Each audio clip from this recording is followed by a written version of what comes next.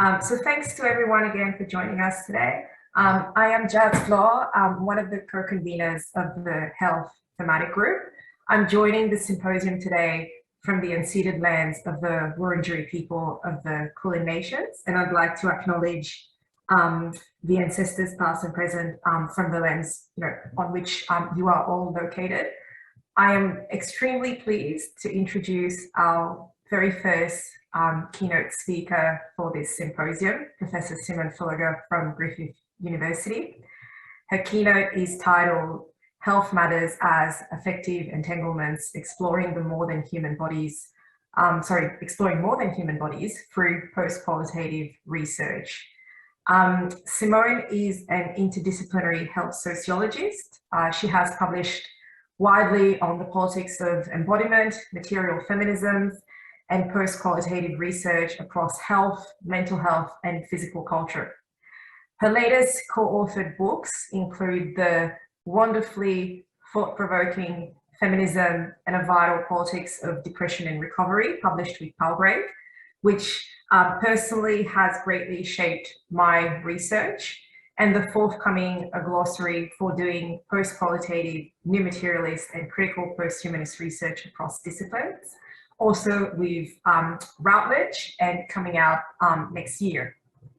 For the attendees, I'll be chairing this session, so feel free to type your questions in the chat, and I'll pass them on to Simone after the presentation, or of course you can raise your hand, but please bear with me, this is my first time chairing on Zoom. I will do my best, and it might not be great.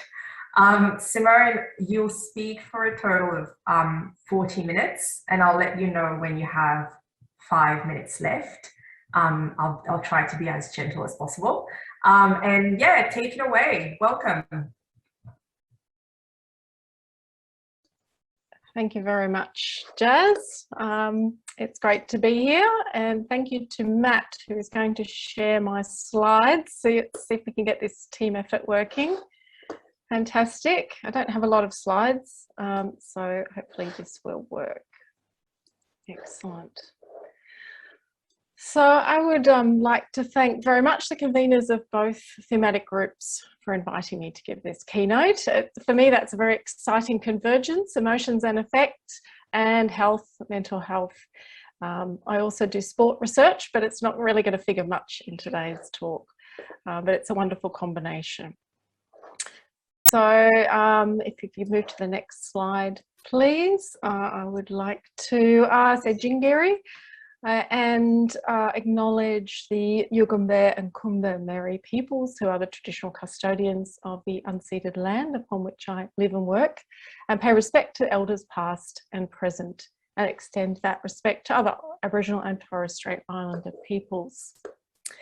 I would also, in a post-humanist spirit, like to acknowledge the wildlife kin that you can see on that slide, plants and other humans, that co-constitute the material conditions for living and working, where I am in the Currumbin eco-village down on the border of Queensland and New South Wales, and also on the Gold Coast campus of Griffith University. The photo that you see there is a picture of the pandemic traffic on the bridge during lockdown. So the kangaroos were certainly taking over. Next slide, please. It's been actually quite challenging to prepare this keynote today and really think about hope and empathy in these uncertain times, given the sense of exhaustion and overwhelm that many people are feeling at this moment, myself included at times. Although I do acknowledge my privileged position as a white settler and a senior academic with a continuing position, whatever that means these days, and living in Queensland, which is a state that's had far less COVID impact to date, though that is about to change very soon. So within this pandemic life has become a kind of maze which requires a continual exertion of emotional labour to navigate an array of paths and distressing dead ends that are the institutional demands of work, unemployment, political inaction, disrupted intimate relationships of home and public life, that are very much entangled with the complex affective intensities, sadness, hopelessness, rage, grief, and also at times joy, love, and connection. There is so much to say about this contemporary moment, and also limits as to what is sayable as it unfolds in our experience. So I appreciate this opportunity for us to come together and share insights and generate different ways of knowing and doing and becoming sociologists in the post-COVID world. So in this talk, I want to engage with some of the current debates across post-qualitative inquiry, feminist new materialisms, decolonising, posthumanist and queer theories that are, concerned in different ways with how our biosocial relations come to matter in relation to health and wellbeing. However, theories that pursue materiality and ontology are not entirely new. Of course, Indigenous cosmologies are an example of knowledge practices that do not rest upon Western traditions of binary thinking, that value culture, mind, the social over and inferiorised nature, body, biology as human-centred, racialised, sex-gendered hierarchies. So over a number of decades, explorations of these more than human worlds, material discursive relations and embodied effects have really contributed to a range of intense debates about the politics of knowing, doing and representing. And these affective intensities are not particularly new, because when I was doing my PhD as a student in the 90s, this was amidst the theory wars that were actually playing out in Sydney at the time. And they were somewhat irreconcilable at the University of New South Wales. And for 3 years, our sociology department split into 2 sociology departments. We had the traditionalists defending their founding fathers and the post-structuralists pushing materialism further through feminist theories of the body. And I think that situation is completely unimaginable now, and any kind of divided department will probably just simply be restructured out of existence for being far too problematic. So more recently, we've seen concerns raised again and explored in the British Journal of Sociology by Fitzgerald, Rose and Singh, who've expressed dissatisfaction with the limits of a sociological imagination that tends to kind of bracket out questions of the biosocial formation of life and health. And they are calling for new styles of thought to address the complexity of social problems that require an understanding of how our social, cultural and our natural worlds are co-implicated. So how can social life and health be researched without ignoring the biological and the non-human nature as some kind of pre-social substratum of existence? Seeing a diverse range of perspectives contributing to these debates in mainstream sociology journals and beyond certainly gives me hope. I would like to mention that there will be further contributions from an Australian perspective through a new special issue that's about to come out. It's coming out slowly online, of the Health Sociology Review on post-human perspectives on health. That's co-edited by Kim McLeod at the University of Tasmania and myself. And it's fantastic that we have a number of contributing authors who are here, some of whom are presenting their work from this special issue at this symposium. And as the lead author of our introductory piece for the issue, Kim has really sought to engage with the critiques of posthumanism raised by Indigenous scholars, and we've explored the complexities involved with refiguring the human in ways that acknowledge the effective forces of power and generative potential of alternative knowledges. So I really encourage you to have a look at that special issue, as it's just coming out now online first.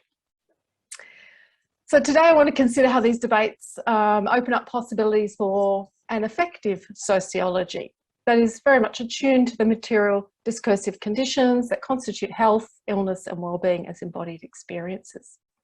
And in particular, I'll focus on the gendered body-mind experiences by drawing on the book that Jazz mentioned that I published with Wendy O'Brien and Adele Pavlidis, the Feminism and a Vital Politics of Depression and Recovery, and try and forge some connections with the impacts of COVID.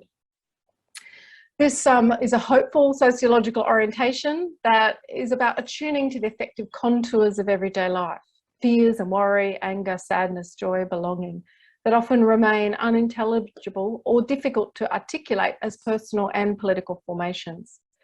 So in this sense, our present challenges, COVID as it exacerbates inequality, climate change, and my particular interest in rising rates of mental health issues and distress, are also haunted by historical forces, the violence of colonisation, north-south inequality, the trauma of various forms of injustice, the tentacles of neoliberalism, heteropatriarchy and extractive capitalism. And at the same time, there exists the possibility and responsibility of imagining different futures with greater social and ecological justice. It is in the face of these entangled time-space matters, as Karen Barad would refer to them as, that collaborative academic work is a really important site of affective intensities that generate different ways of thinking and feeling our way through. And certainly something that keeps me going as I work with colleagues to co-create different kinds of worlding practices for doing sociology. So Karen Barad, as a quantum physicist, queer and feminist theorist, talks about the past, present and future, not in a relation of linear unfolding, but threaded through one another in a non-linear enfolding of space-time mattering. So many questions about our shifting space-time, our notions of temporality are being provoked by the COVID situation.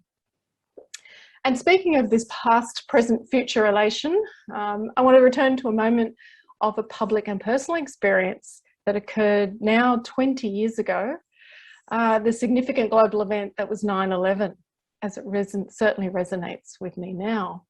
In 2001, I was about to give my first public lecture as an early career academic at Charles Sturt University in Albury, rural New South Wales, to talk about my ARC project on youth suicide and the dynamics of shame in rural communities.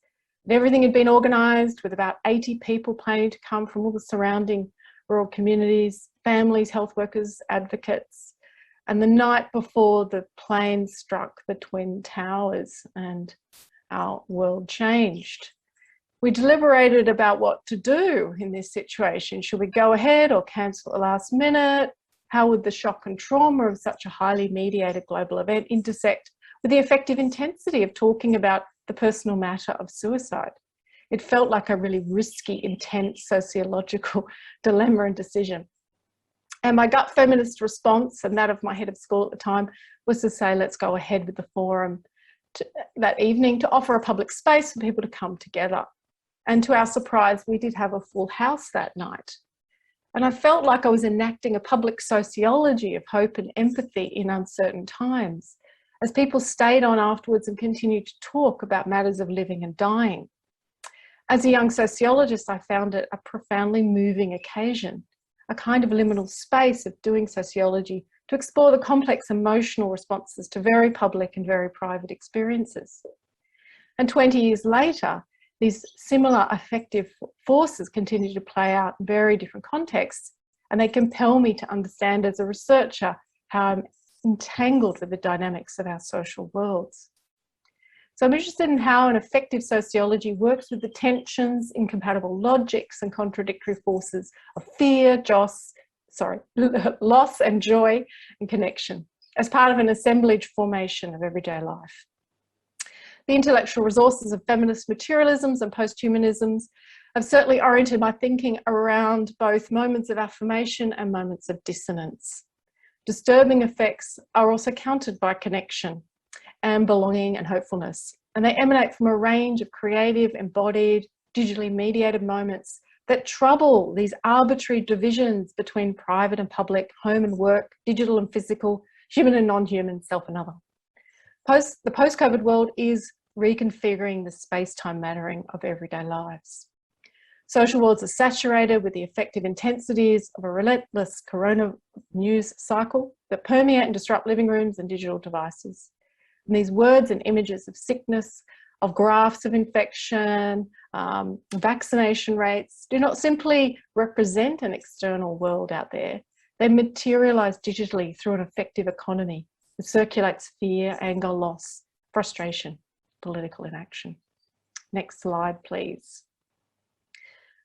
So informed by the philosophical work of Spinoza, particularly the work on sad and joyful effects, and Deleuze and Guattari, Affect scholars, and we have a fantastic range of affect scholars in Australia, Anna Hickey Moody and Buchanan, Kim McLeod, Cameron Duff, and others. They help us move beyond thinking of emotion as codified or simply feelings, personalised feelings, to really consider the affective forces that have a transversal capacity. Human and non-human bodies, objects, entities are affected and also affect in ways that transform capacities. So the coronavirus exerts its more than human force via the socio-political flows that shape the capacities of individuals and nations to respond in very unequal ways. And the transversal flows are also evident in the alliances forged through digital networks of right-wing advocates of individual freedom, anti-vax, alternative health and religious spiritual movements.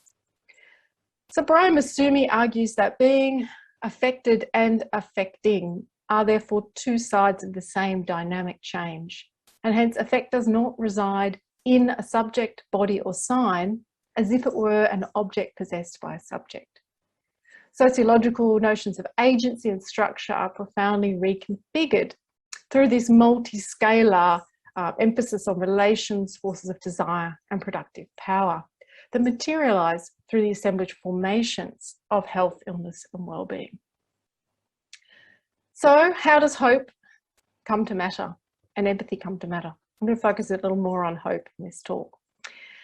I want to start by troubling how hope is often mobilised and framed as a humanist concept within the context of capitalist logics and flows. This is not a question about what hope is, but rather what hope does in terms of material discursive formation and effects. Drawing the work of feminists such as Rosie Braidotti and others, we can think of hope as a profoundly effective, imagined relation, an aspiration and desire that embodies a certain ethos and logic. Hope is an imaginative, generative force that seeks future change, outcomes, objects, or experiences of some kind. Feeling hopeful provides some reprieve against the heavy weight of dread, despair, and the distress of being trapped in present circumstances. Hope is transversal. It travels across and connects bodies, lives, and beliefs to form collectivized imaginings that can move in very different ways. So back in 2002, almost 20 years ago again, I bought this amazing book. I really recommend it. It is a collection of essays edited by Mary Zunazi, and it's called Hope, New Philosophies for Change. And in it, she interviews a range of leading academics, including Masumi, Chris Davis, Spivak and others. And this book has travelled with me all these years. I've moved around Australia and to the UK and back. It's an example of a material object that resonates. And reading it enacts a hope in faith, hopefulness, a faith in theories that can help us craft hopeful conversations about what is possible. Zunazi talks about hope as not simply the desire for things to come or the betterment of life.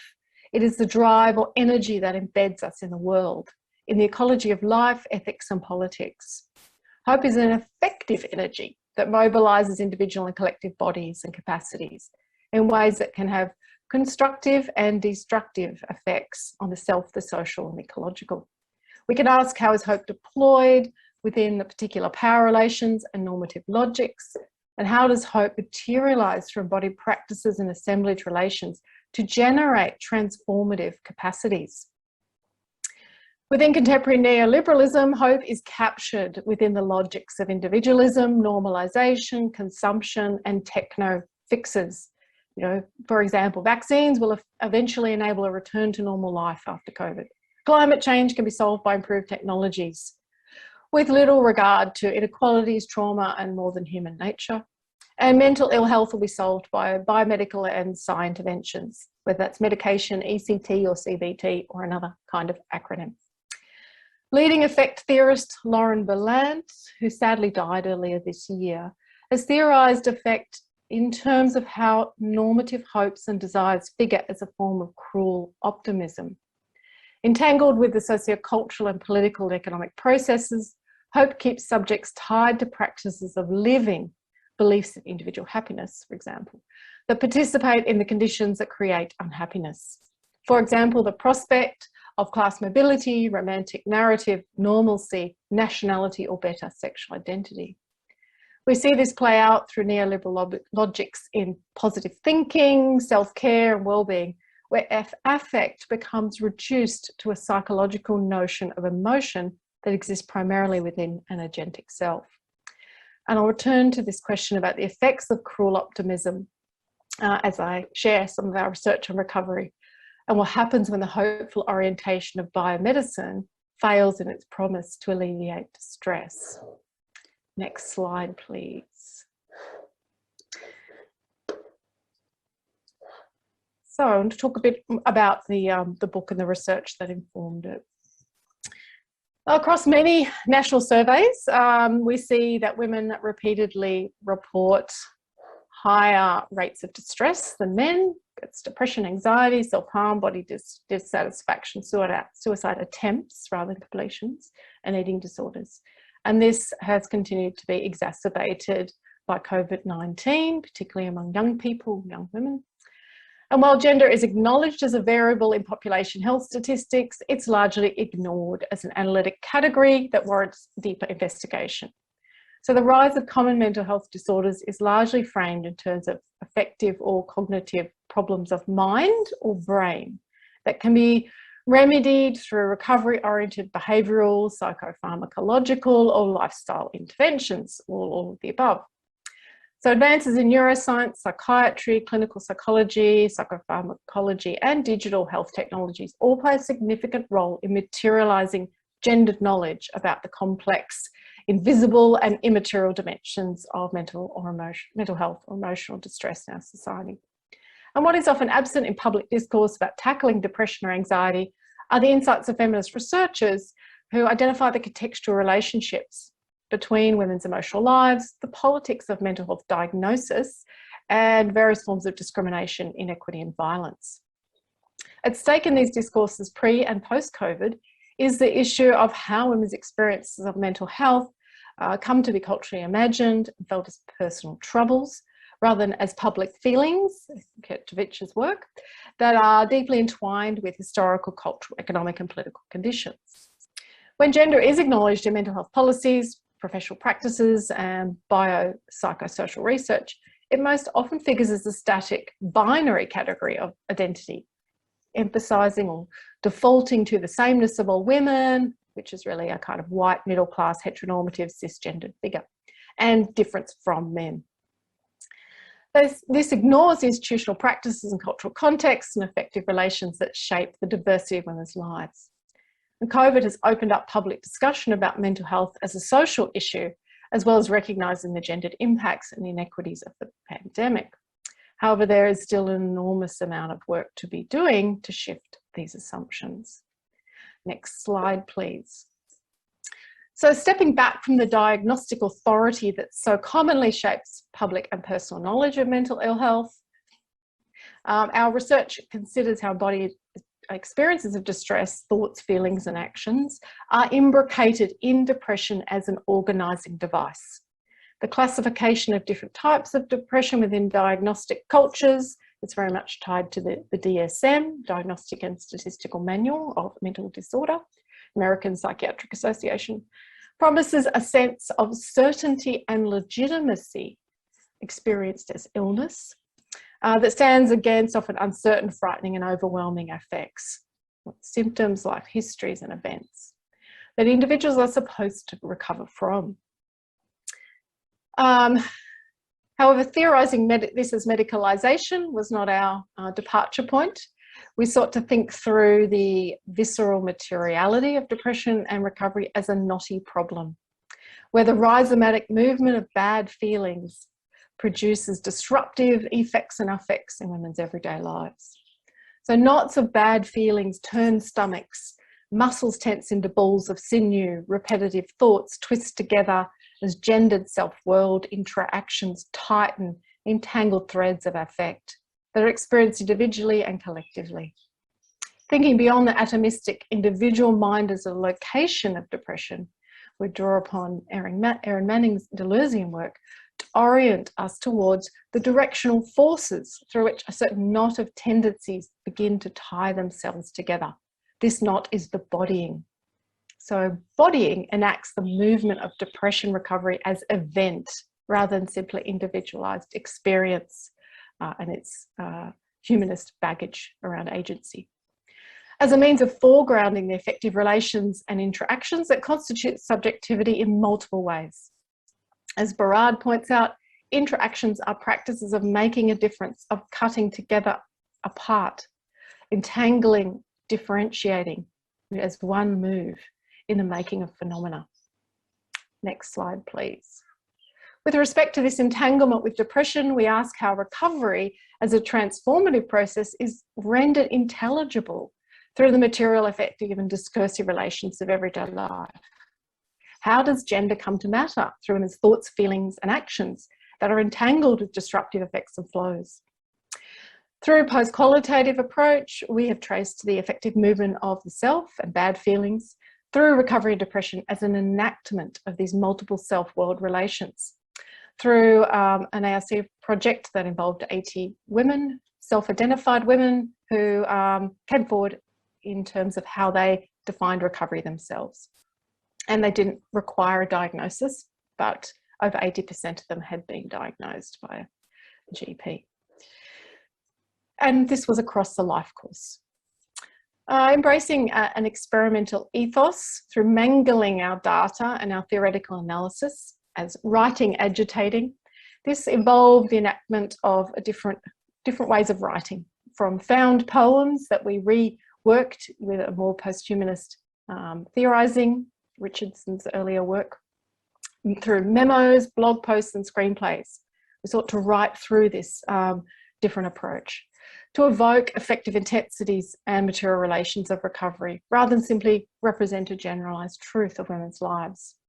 While we avoid positioning women's stories as unmediated sources of truth about recovery or romanticise their efforts as evidence of feminist resistance, we want to stay with the trouble at the heart of feminist research, problematise any division between kind of personal, political experience and cultural production.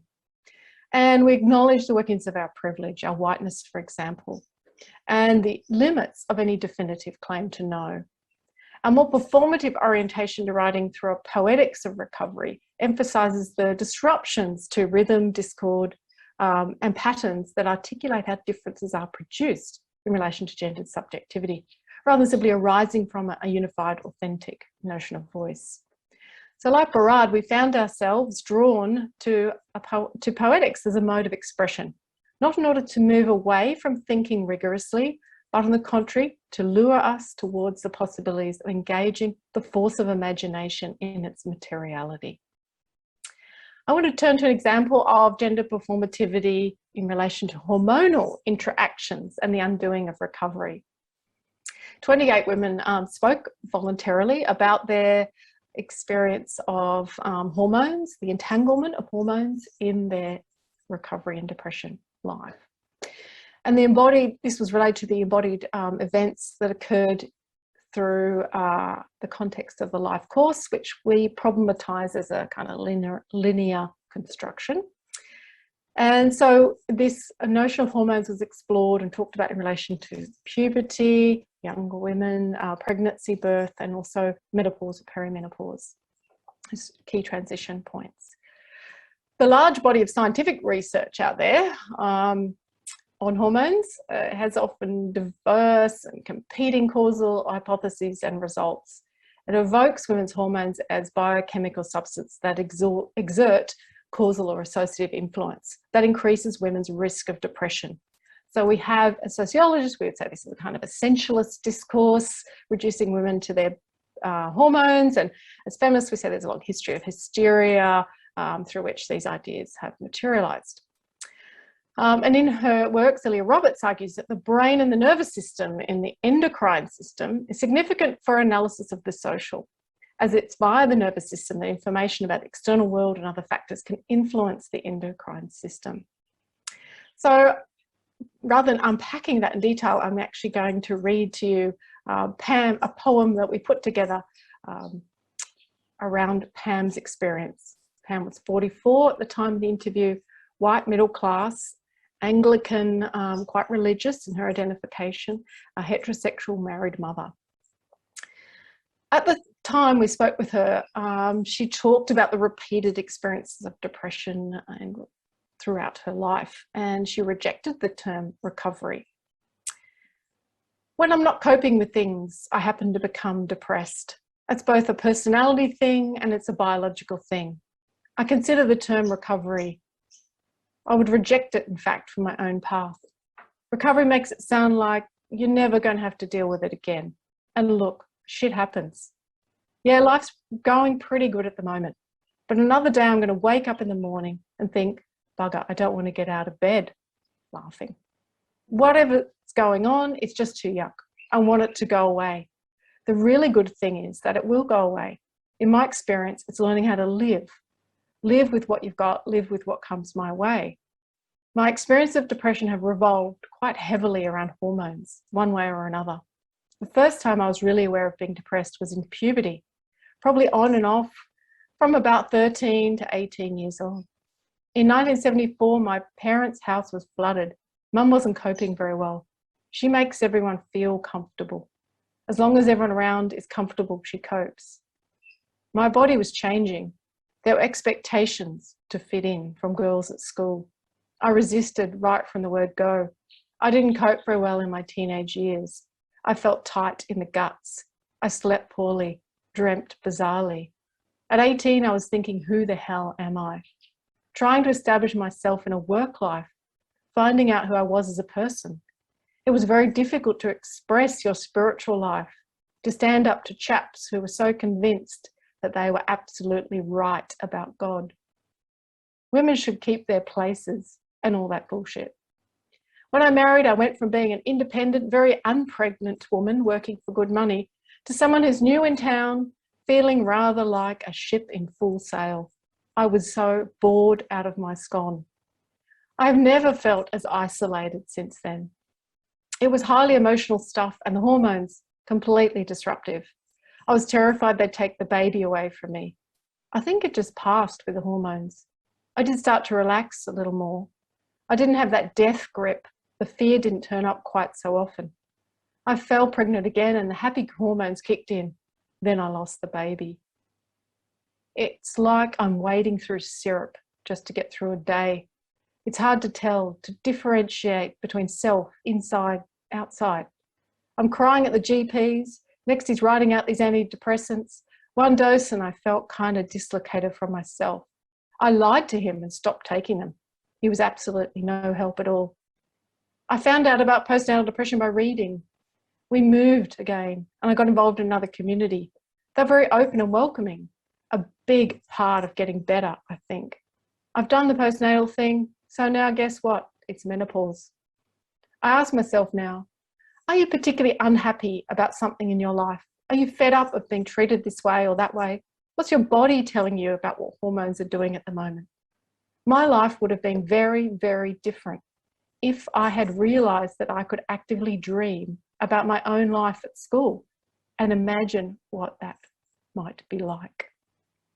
We expect the mother identity in women to take care of everyone and everything before themselves. The uncertainty of depression and its recurrence continues to refigure the movement of recovery beyond a return to normality. Pam rejects the word recovery as a broken promise. She echoes the recovery in the bin activists who claim the term unrecovered as a way of rejecting the normative pressure to recover. Her words evoke multiple temporalities, including a more desirable future that she imagined by occupying the past present as a schoolgirl. Pasts and presents and futures are wrapped up in embodied and affective processes of learning how to respond to the multiple demands of caring for others and oneself, mediated, of course, through the imagined heterosexual feminine futures that Lauren Berlant ties to cruel optimism. Hence, the complex, effective relations of recovery cannot be grasped as a linear process that is premised upon static notions of past embodiment, self-management in the present, and future desires that will naturally unfold. To manage the recurrence of depression in her life at that moment, Pam enacts a new habit of questioning how the feminine self is acted upon by gendered forces, hormones, emotions, relationships with men, childcare, and identity formation. As she seeks out other capacities to act that sustain her inside-outside self-world connection. And she talked about study, her garden, nature, exercise, companionship with friends, family, refusing consumerist lifestyles, a sense of spirituality beyond religion. The entangled performativity of gender and depression in Pam's account diffracts the privileged certainty of biology and personality as primary causal factors. It invites a reading of the biopsychosocial threads that knot together the uncertain effects: fear, despair, boredom, loneliness, worthlessness, self-sacrifice, care, responsibility, via the gendered conditions of possibility that shape the habits of coping, feeling, and questioning gendered norms.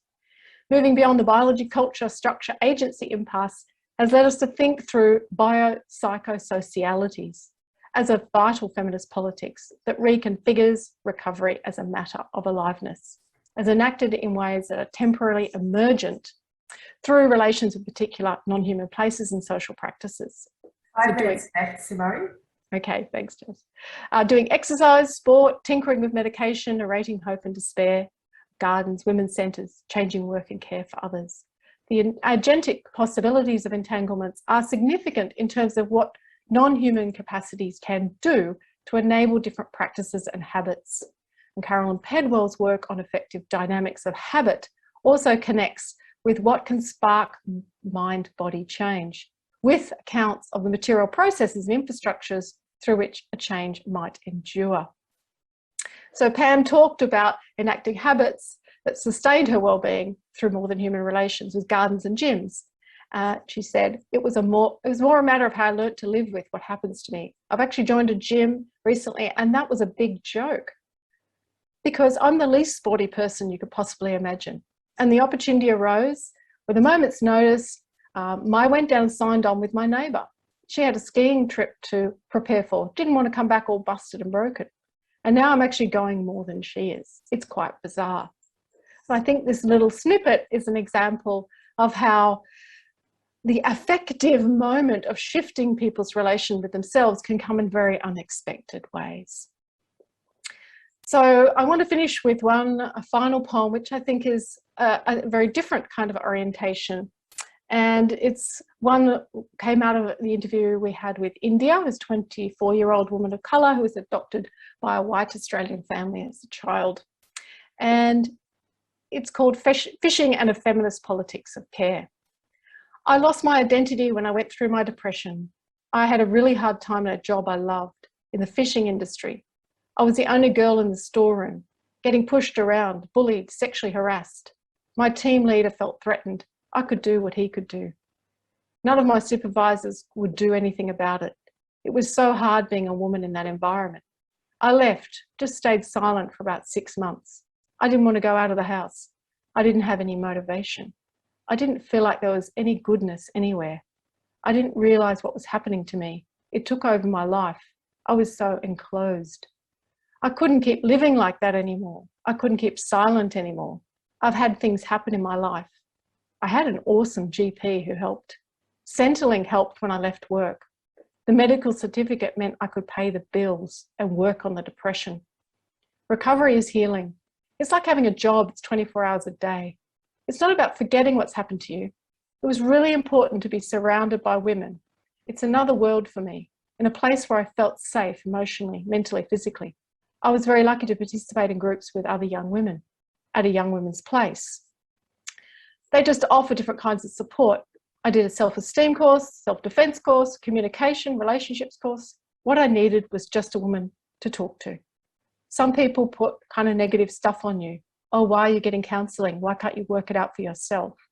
It opened some doors for me to be able to deal with other stuff that was unresolved, like wanting approval and affection, and all that stuff that I never got from my adopted family. And I was always thinking, oh, if I can do more, if I can just do this, then maybe it'll happen. I was sexually abused when I was 7. I wasn't allowed to express how I felt. So therefore I was not important. I moved out of home when I was 16. Sex at a young age, drugs, alcohol. I was expected to be passive. I was expected to be polite. I was expected to do the right thing, to put someone else's needs in front of me and wait for other people to go, and then I'm allowed to go. I gave myself permission to feel angry, sad, and feel those things. I'm learning about my own boundaries. When you're passive, it's easy to just move the line a bit to let somebody else have what they want. You have to learn to move that line a bit the other way. The only way I could do that was slowly work through it by asking, what's happening to me? What am I feeling? Why do I feel like this? All those things that gave me space to be able to think for myself. It's okay to say, I don't want to do that. I have huge motivation, hope, and I still love fishing. I have this just magical connection with water and fish and all the boat stuff that goes with it. When I go fishing, it's quite tiring lugging our stuff with the car, but it's relaxing, sitting by the water, listening, looking. It's exciting when you catch a fish. It's awesome. I didn't think that I'd have that when I would be in a very different place. The service was crucial. It was like another family. You're not restricted, you're not obligated, you're not expected. We have those good fun things, bike riding, swimming, fishing. You can do them with other women to let stuff go for a few hours. The good stuff in the end helped me. I went to my first Reclaim the Night march on Friday, surrounded by women speaking out about violence. Even though we're entitled to our rights, there's still a long way to go to actually have them. And on that note, I'm going to stop there because I think there's many more things we can talk about in the discussion about what recovery means in the COVID moment. So thank you very much. Thanks so much, Simone. I feel like everybody's probably clapping at their respective locations at the moment. Also, I do feel like the word visceral is really quite appropriate for the personal reflections that you've shared from your participants. That was really lovely. I don't see any questions in the chat yet. And I'm just trying to see if I can see some raised hands. There's so many attendees in front of me. I don't want to miss anyone. Okay, no raised hands yet. Okay. Simone, I just wanted to kind of talk a bit about, invite you rather to talk a little bit about some of your other work that is connected to what you're doing now on the digitization of mental health care.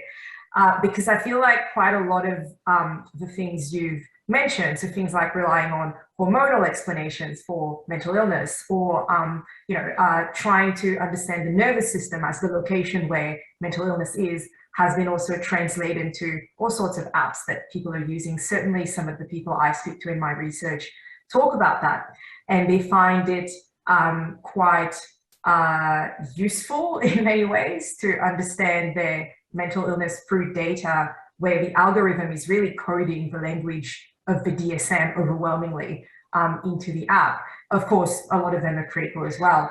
I was wondering if you can kind of, reflect on this moment we're in, because in many ways, COVID-19 has accelerated that quite massively, and a lot of psychiatrists that are quite high profile in the US are pushing things like computational psychiatry, sharing of mental illness data across borders. And I was wondering what your reflection on that would be. Yeah, thank you for that question. I think that's a really complicated one. And I think I would start by saying that I think as sociologists, we need to think critically about the assumption that just more talk about mental health will fix the problem, will address stigma, everyone will develop increased mental health literacy and know how to get the right help to solve the problems. As we know, the actual discourses, the material discursive interactions that are happening through these mediated apps, and they're very personal when it's on your phone or in a therapeutic encounter, they are constituting the ways in which we understand distress in very particular forms. So I think we're seeing the codification of distress through the biomedical language, and particularly with brain science now. And that's become a very popular way of explaining dysfunction and disorder. So we are at a crucial time where it's fantastic we're talking more about stress, that mental health is getting more attention in policy and funding. But the question is, what does that look like? And how is it materializing through the kinds of assemblages through which technology is a big part. And I'm sure there are other people here who are doing some of that research around the digital context through which that's materializing. And it is concerning because it is fundamentally shifting the language and the materiality of language, as well as the habits and practices that that constitute us, that enfold into our subjectivities. So we need to have these more critical, diverse conversations about, let's go back to what is distress? How is it shaped? I think that's so important. But having the space to do that is quite challenging in the public sphere. Definitely. Thanks, Simone. And I think a lot of the language from corporations that produce these apps is also about, things like empowerment, but it's really empowerment through reaffirming medicalization through the algorithm. I see that Emma has her hand raised. Please go ahead. Thanks, Simone. That was absolutely fantastic. Really appreciate your work. I'm curious about, you mentioned, I guess, the transformative possibilities of the methodology in inviting creativity. And I'm interested in, I guess, change and transformation in participants' lives and researchers' lives as a result of using these approaches. And I guess, yeah, opening up space outside of the, such dominant biomedical understandings of distress. Thanks, Emma, and I am a big fan of your work as well as Jazz's work, so it's great to see you here. I think I didn't get time to talk about the work I've been doing subsequent to that book, but I've been doing more with different kinds of creative methods. For example, using body mapping to explore affective experiences in relation to movement. And most recently, at the moment, I'm working with Adele Pavlidis and Holly Thorpe and Deborah Lupton and a few others to look at time capsules and the experience of COVID-19, and particularly around sport, physical activity with a gender perspective, both women who work in it and experience it, including teenagers. So those methods of actually finding creative forms of engagement are really productive and go in all kinds of directions that we don't expect. And so I think in terms of doing COVID research, it is very difficult to sit down with teenagers, for example, and do an interview or even a focus group.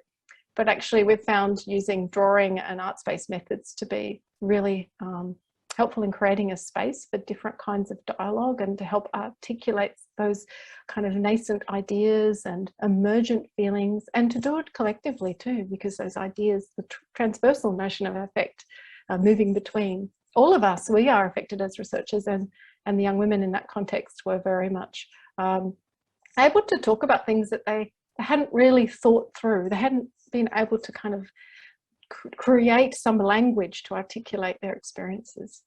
So I think that there's so much potential for exploring the complexities of experience and then thinking about the challenge of knowledge translation back into different policy and professional contexts, because that is a real challenge in itself. And I think of the great work that Catherine Boydell and Jill Bennett have been doing around big anxiety projects and really big public arts-oriented work, as well as more work with service providers, because it's how you bridge that divide and open up the tensions as a productive conversation. And that, I think, can occur around the notion of experience, what we mean by lived experience, because I think anyone working in mental health now, however biomedically oriented they are, recognises the importance of understanding lived experience. But I think it's an ongoing challenge, that's for sure. Thanks so much. Thanks, Simone. I don't think there are any other raised hands. No? Yeah, Monica? Oh, thanks. I'll just unmute as well. Hi, Simone. That was really, really, really interesting and really thought-provoking. I'm really interested if you could say a bit more about how emotions and affect are like collective experiences rather than just individual, or if, I don't know, maybe if that's relevant. I sort of noticed that your stories about recovery of the participants in your research involve change alongside and in relation to other people. And I'm thinking about how there's sort of group work, I guess, that people can get involved with, but what's the importance of other sort of non-medical collectives that people might be involved in?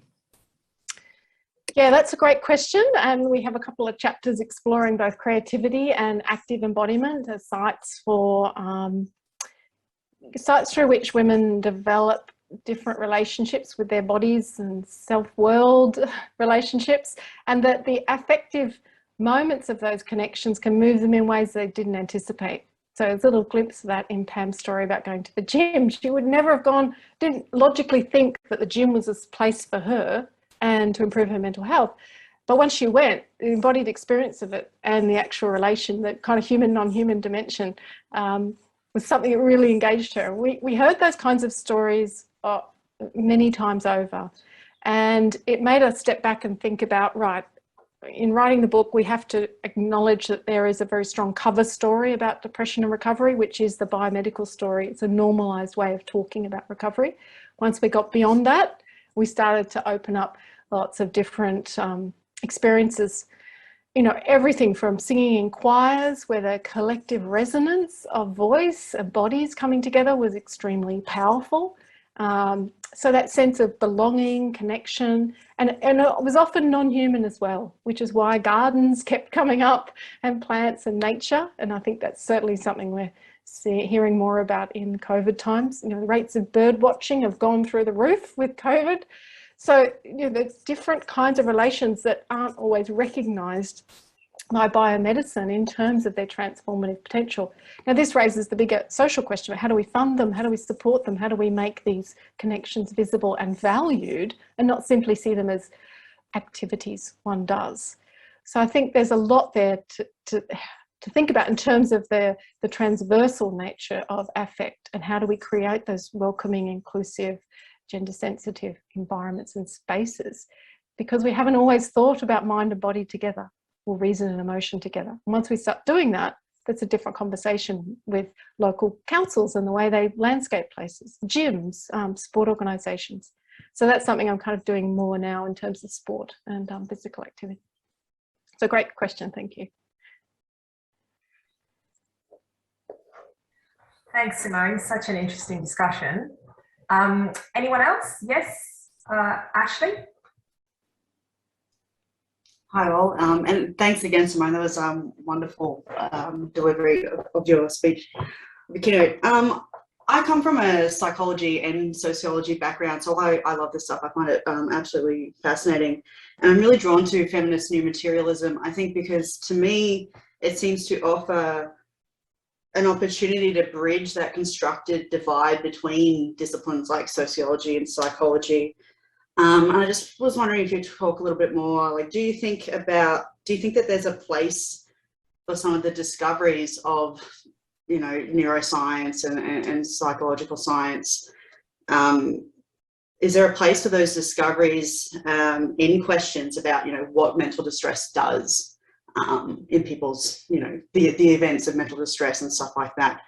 Can those things from neuroscience, from psychology, help us talk about them? Yeah, I think that's a great question and quite a provocative one to us sociologists, I think. And certainly something that Nicholas Rose has been working on from a governmentality perspective. I think the one way I would respond to that is to say that our brains are involved in everything we do. That is not the point of contention. I think the point of contention is that there is so much funding that goes into brain science research, and it becomes so normalized that it becomes the singular way of approaching a very complex problem, and it brackets out the social. You know, we're all familiar with that argument. So the challenge is, how do we think about the biopsychosocialities that shape these experiences and have that conversation as a social problem or social issue to be addressed, and bring together different disciplines. But at the same time, the challenge is acknowledging the hierarchical power relations between the sciences and social sciences to start with. I mean, they get an enormous amount of money to do this research. Imagine what we could do as sociologists and psychologists if we had the kind of funding they get. So there are some really, you know, entrenched systematic issues there. But I think opening up transdisciplinary dialogue is a really productive way forward, and finding the people who are interested in doing that. Otherwise, we do remain in a kind of polarized position. And there are some, you know, some fantastic psychologists out there doing all kinds of work in the narrative space as well, who really draw on critical ideas, and also art therapy. So, you know, there's some contested tensions, contested knowledges within psychology and then across. So I think it would be really interesting to have more of these inter or transdisciplinary type conversations and conferences to explore these issues, so that also the scientists can hear what are the cultural contexts and relations, because they don't have the language for it. So we can't simply just dismiss them. I think we have to also think about how we can bring them along and educate them and connect. So great question. Yeah, so true. And you know, the language of psychology and neuroscience is so much part of how people talk about their states of mental health and illness in the everyday as well, and change the language too, like appropriate it and make it quite malleable. The way people talk about diagnosis, for instance, is always very interesting. Natalie, dear colleague, has a question. Sorry that I'm not turning on my camera because I'm in my pajamas. COVID times. I was just reflecting on some of the discussion about, you know, where is the role of groups and relationality and nature and activities in this. And I was just thinking about histories of service provision in relation to mental health. So sort of that early 90s community mental health services that were very much attached to local government areas, and the GP would be able to ring the psychiatrist and know who they were. And all of those sort of small group work settings that were available, and then they sort of disappeared over time as funding had sort of stopped. And I recall talking to someone about the value of working with their social worker, and they got them into all of this stuff. And that was kind of bread and butter, at least in some of the historical data about, you know, what people were doing in terms of what constitutes mental health care. And I was just wondering if people in the research you're working with reflected on the changes of what constituted care or treatment, because that seems to have disappeared. Like if you said, do any of the hospitals run groups where people are sharing their experiences, they've all cut that back. There is no such thing as that unless you want to pay a lot of money to do a women's wellness circle and, you know, some stuff with essential oils. So I'm wondering about almost these kind of loops we go in as to what is mental health care, and that the kinds of things you're talking about now about brains, medication, technology, again, arrays that we have been doing some of these things over time. Like, you know, community gardens is a space for people as they're coming out of hospital or institutional care in the 80s and 90s too. Yeah, thanks, Natalie. That's a great question. And it takes me right back to when my first job, when I was a PhD student, was working in community services with people with disabilities and mental health challenges who were moving out of institutions. And the Richmond report was really significant in New South Wales at that time. And there was a lot of innovative practice, and there was a more holistic view of how people, how their wellbeing could be supported, and a lived experience approach. I think this is kind of shifts and moves around, but certainly we've seen, you know, the intensification of neoliberal logics around recovery and pushing people out of services.